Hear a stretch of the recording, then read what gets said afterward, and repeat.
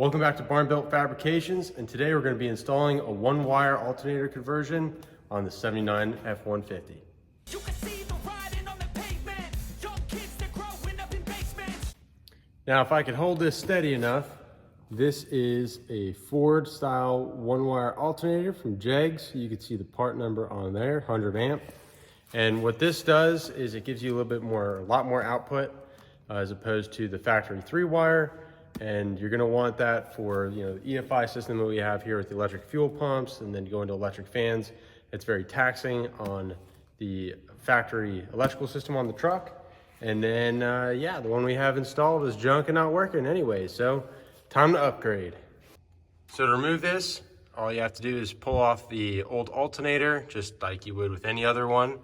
You loosen the bottom bolt, swing that down, loosens up the pulley, and then pull out this top bolt, and that should come out. On the back, you'll have 3 wires, but it's so simple, you don't even need to undo those nuts to take off the wires. If you trace up, you'll have a harness, and you can just follow it off of the back of your alternator that comes up onto the fender, and it routes through, and then it attaches to this plug here, as well as this one. If you just unplug this, you could take that whole piece of the harness out and the alternator in one piece. So all we gotta do here now is just presto removo. And as simple as that, it's out. So here's the whole system out. So you have the alternator, you got your 3 wires on the back here for the old style, which comes up that harness. You have the 2 plugs that I was telling you guys about. You have a wire that went to the starting solenoid, and then you have your voltage regulator will also come out. You're not gonna need that anymore going to the 1-wire system. So there's a spacer that goes for the alternator. Whenever you take out the old one, make sure that you hold on to this because you're gonna need it for the reinstallation of the new one. And then it goes, without saying, your hardware as well. So in addition to going to the 1-wire alternator, I'm also going to be installing this bus bar. And the reason being for that is because I've been pulling off of the battery side of the starting solenoid, which is totally fine. But I have a whole bunch of wires, being that we have the electric fans and all the 12 volt that goes to the EFI system and everything, it is using up that stud. It's not really long enough for everything. So to kind of clean things up, I'm gonna add this bus bar. I'm not exactly sure where I'm gonna put it yet. I'm thinking the best location for what I'm working with is gonna be maybe somewhere around here. And then that way I could run all of these wires up into that, and then I'll just take 1 power wire and jump it from here over to feed that new bus bar.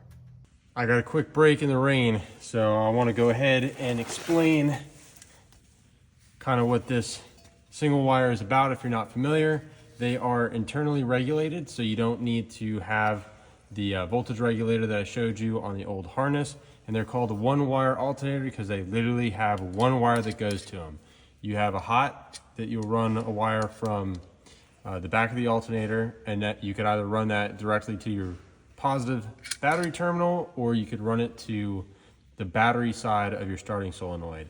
And that's it. So you just go ahead and you put this in the way the old one came out. Make sure you have your spacer here, and then run that bolt in, tighten this down. And this is essentially installed, and you just hook up your power wire and run that right to one of those 2 places that I had just mentioned. All right, so we got our alternator installed, and then everything is wired up. I do need to come back and get some hardware to mount this.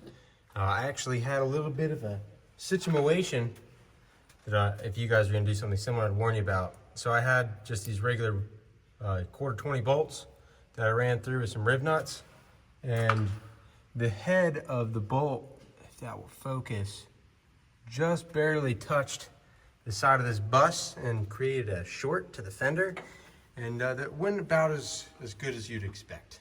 So be cautious of that, but we should be good to go. So again, it's just literally just this 1 wire. You get a cable, goes to the alternator, to that 1 post I showed you, you run it up, and then you could either go to the battery side of the solenoid, or you can bring it straight to the battery post, the positive, and you're in business. All right, guys, well, that's gonna conclude the installation of the single wire alternator conversion, and this is gonna apply to any vehicle that has the older style 3-wire. And yeah, the only difference really is just going to be wherever your factory voltage regulator is and the wiring harness, that might be different for the location depending on what vehicle you're working on. But the installation process is really just that simple. You just jump from that single post on the back of the new alternator to the positive terminal of the battery or the battery side of the starting solenoid, and you're golden. So one thing also to note is you will lose the functionality of the ammeter or the voltage meter that's inside the vehicle on the dash. But I have an EFI on this that gives me a readout on that, and you can bring in like an aftermarket voltmeter into the vehicle if you would like that as well. Certain different wiring harnesses, you can take the wires that are in there and jump it to that same battery post, and that will give you a rough reading. It won't be very accurate because, like I said, these older styles are ammeters versus voltmeters, but you can get some functionality that way by doing it. So thank you guys all for watching. Hopefully this video helped you out, and you guys get outside, get wrenching, piss off your neighbors, disappoint your mom, and until next time, keep on keeping on.